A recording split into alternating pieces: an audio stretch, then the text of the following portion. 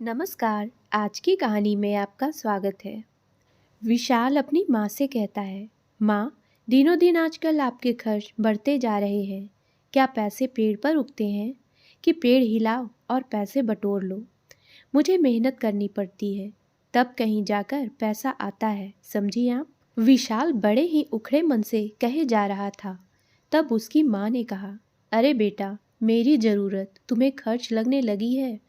हम लोगों ने क्या कुछ नहीं किया ताकि 2 वक्त की रोटी तुझे सुकून से मिले। इतना ही नहीं, तेरे पापा ने दूसरे की अनाज वाली बोरी मंडी तक बेचने ले जाते थे।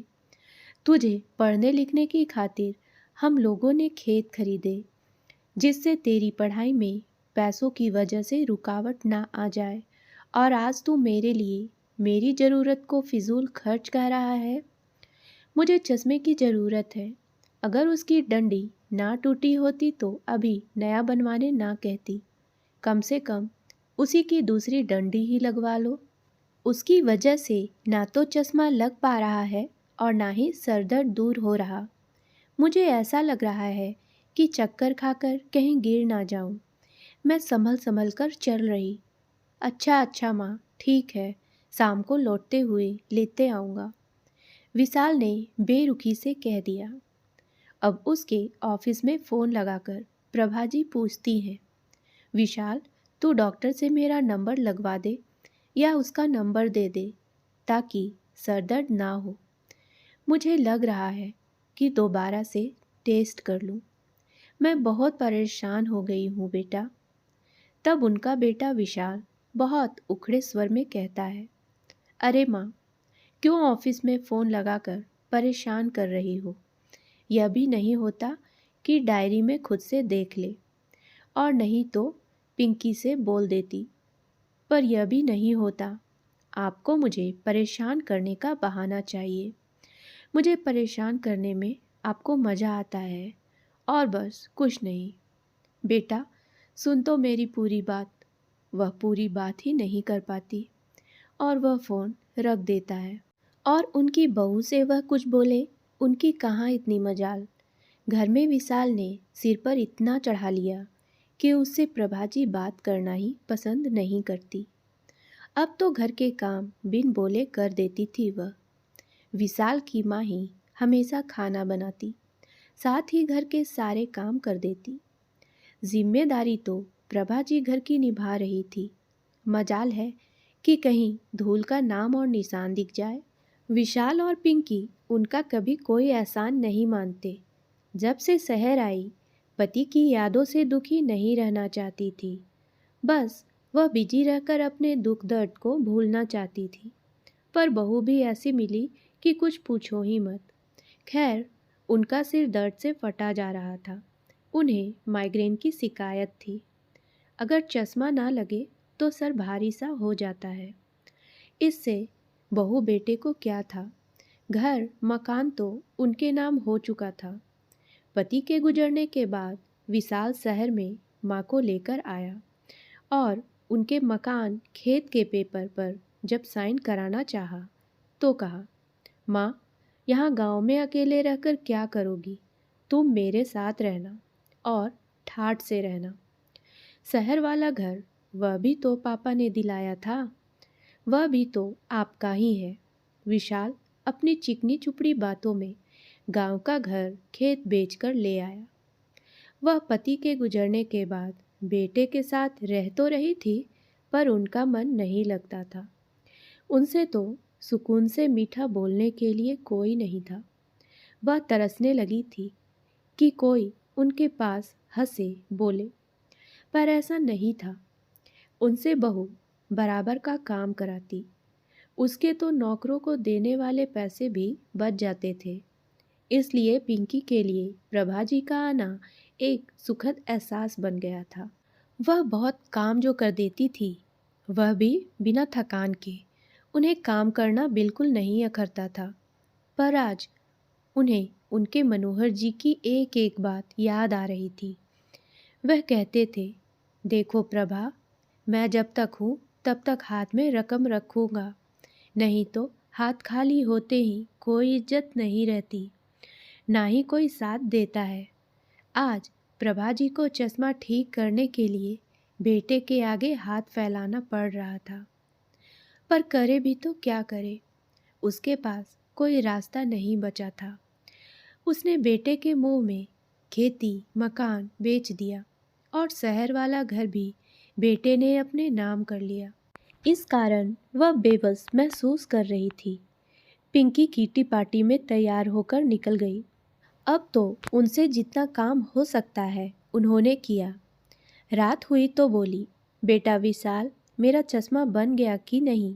मेरा सर बिना चश्मे के बहुत भारी भारी लगता है। तब वह कहने लगा, माँ, मेरे पास एक ही काम नहीं है कि आपका चश्मा बनवाने बैठा रहूं। मेरे पास ऑफिस के अलावा हजारों काम होते हैं। आप खुद क्यों नहीं चली जाती हैं? खुद भी तो बनवा सकती हैं जाकर। तब इतना सुनते ही वह बोली, बेटा, एक तो तूने ना तो चश्मा बनवाया, ना ही मुझे डॉक्टर की पर्ची बताए, नहीं तो मैं ही मेडिकल से सिर दर्द की गोली ले आती। आजकल तो मुझे पैसा भी नहीं देता है। अब बता, मैं अपनी परेशानी तुझसे ना कहूँ तो किसे कहूँ? आखिर बेटा है तू मेरा, बहू तो पराया खून है, उससे क्या उम्मीद करूँ? उसे वैसे भी तूने सर चढ़ा रखा है। उसे कुछ बात ना करो, वही मेरी बेहतरीन होगी, क्योंकि वह भी बोलो तो नमक मिर्च लगाकर झगड़ा अलग लगा देती है। वह ऐसी ही है। खैर बेटा, तू मुझे अभी 2,000 दे दे। जितनी ज़रूरत होगी उतने ही लूँगी, बाकी के पैसे वापस कर दूँगी। तब बेटा कहता है, ठीक है माँ, कल ले लेना। वह रात में जैसे तैसे सो जाती है। सुबह बेटे के ऑफिस जाने से पहले पैसा मांगती है। बेटा बुदबुदाते हुए कहता है, कहाँ से ले आया इस बुढ़िया को? प्रभा सुन लेती है, क्या कहा बेटा? तब वह कहता है, कुछ नहीं माँ। विशाल खाने की टेबल पर बैठता है। तभी उसकी पत्नी बोलती है, अजी सुनते हो, क्या हुआ केरल ट्रिप की टिकट का? बुक हो गई थी ना? तैयारी भी हो गई है। हम लोग को कब निकलना है? तब प्रभा जी कहती है, अरे विशाल, तूने बताया नहीं कि तुम लोग कहीं घूमने जा रहे हो? घर में मेड भी नहीं है। माँ तुमसे पीछा छूटे इसलिए जा रहे हैं। इतना सुनकर प्रभा बोली, अरे बेटा, कैसी बातें कर रहा है? मैं तेरी माँ हूँ। तब बहू भी कहती है, माँ जी, आप तो हम पर बोझ बन गई हैं। क्या आपकी वजह से घूमना फिरना ही छोड़ दूँ? ऐसी बोरिंग लाइफ कौन जीता है भला? रोज़ रोज़ आपके खर्च बढ़ते ही जा रहे हैं। कहीं डॉक्टर का खर्च, कभी कुछ मंदिर में दान देने का खर्च, और कभी कहीं का खर्च करना हो तो हाथ बढ़ा लो। मम्मी जी, हम लोग आपसे परेशान हो गए हैं। इतनी बात सुनकर वह भी कहाँ शांत रहने वाली थी। उन्होंने भी कहा, मेरे खर्चे तुम्हें दिखते हैं। क्या घूमने जाओगे तो वहाँ पैसा नहीं लगेगा? वहाँ तुम लोग पैसा पानी की तरह बहा दोगे तो कुछ नहीं। क्या वहाँ खर्च नहीं होगा? तब बेटे ने कहा, माँ, मैं इस घर का मालिक हूँ, मैं जैसे चाहे खर्च करूँ, इससे आपको क्या दिक्कत है? तब उनकी आंखों से झर-झर कर आंसू बहने लगते हैं। वह भावुक होकर कहती है, बेटा, तूने आज जो बात कही मुझे दिल तक छलनी कर गई। जब गांव का घर और खेत तुझे बेचनी थी, तब तो तेरा दूसरा ही रूप था। मैंने सोचा ना था तू भी ऐसे रंग बदलेगा, पर उन्हें अपनी माँ की कहाँ परवाह थी। खैर, वह दोनों उन्हें अकेला छोड़कर निकल जाते हैं। ना तो उनका चश्मा बनता है और ना ही दवा लाकर विशाल देता है, बस पैसे देकर चला जाता है। तब पड़ोस से सुरेश चाबी देने आता है, क्योंकि उसकी पत्नी मायके से आने वाली होती है, तो यह सोचकर देना चाहता है कि मेरी पत्नी परेशान ना हो। मेन डोर की चाबी एक ही है, इसलिए तभी वह पड़ोस में विशाल के यहाँ चाबी देने आता है। जैसे ही डोर की बेल बजती है, तभी प्रभा जी दरवाज़ा खोलती है। इससे पहले वह कुछ बोल पाती, वह चक्कर खाकर गिरने ही वाली होती हैं कि सुरेश उन्हें संभालता है। उनके चेहरे पर पानी मारकर सोफे पर बैठाता है और फ़ोन करके वह अपने दोस्त से दवाई मंगवा कर देता है। थोड़ी देर बाद उनसे पूछता है, आंटी जी आपकी ऐसी हालत कैसे हो गई? तब वह दुखी होकर कहती है, मेरा बेटा मेरी एक नहीं सुनता। मेरे बेटे ने गांव का घर और खेती भी बेच दी और यह मकान भी धोखे से अपने नाम कर लिया। अब इसमें मेरा हिस्सा नहीं है, तो मैं क्या करूं? तब सुरेश ने कहा, आंटी जी आप चिंता ना करो, मैं पेशे से वकील हूँ। आप चाहे तो अपना घर वापस ले सकती हैं। यह नया कानून बना है। बेटा, यदि बूढ़े माँ बाप की देखभाल न करे और दुर्व्यवहार करे तो आप मानसिक प्रताड़ना का केस लगा सकती हैं और आप अपना घर अपने नाम पर वापस ले सकती हैं। अब उन्हें सुरेश की बात समझ में आ जाती है। इस तरह वह विशाल के खिलाफ केस लगा देती हैं और सुरेश उनका चश्मा भी बनवा कर देता है। इस तरह कानूनी प्रक्रिया होने में थोड़ा बहुत समय लगता है। अब विशाल और उसकी पत्नी वापस लौटते हैं तो माँ को कमज़ोर और दुखी न पाकर बहुत आश्चर्यचकित रह जाते हैं। उन्हें लगता है उनकी माँ दुखियारी होकर बिस्तर पर पड़ी मिलेंगी। पर कुछ समय बाद अब कोर्ट से नोटिस के पेपर आते हैं तो वह बेटे को देती हुई कहती है, विशाल, कोर्ट से तुम्हारे लिए नोटिस है कि मकान मेरे नाम कर दो, क्योंकि मैंने तुम पर केस फाइल किया है। अब तुम मेरा घर खाली कर दो, इस घर को मेरे नाम कर दो, क्योंकि एक नए कानून के अनुसार जो बच्चे बूढ़े माँ बाप के साथ दुर्व्यवहार करेंगे उनका खर्च वहन ना करें तो माँ बाप अपना घर वापस ले सकते हैं। इतने में वह एकदम चिल्लाते हुए कहता है, यह कैसे हो सकता है? जो घर आपके नाम पर था वह तो मैं अपने नाम करवा दिया है। नामांकन में तो मेरा नाम है। उसकी बातें सुनकर वह कहती है, यह नोटिस आया है, उसको पढ़कर जवाब देकर घर खाली कर देना। 1 सप्ताह का समय है, सोच लो कहाँ और कैसे रहोगे। अब आटे दाल का भाव पता चल जाएगा। तब विशाल ने कहा, माँ, यह आप कैसे कर सकती हैं? आखिर मैं आपका बेटा हूँ, खून हूँ आपका। कोई माँ ऐसा कैसे कर सकती है अपने बेटे के साथ?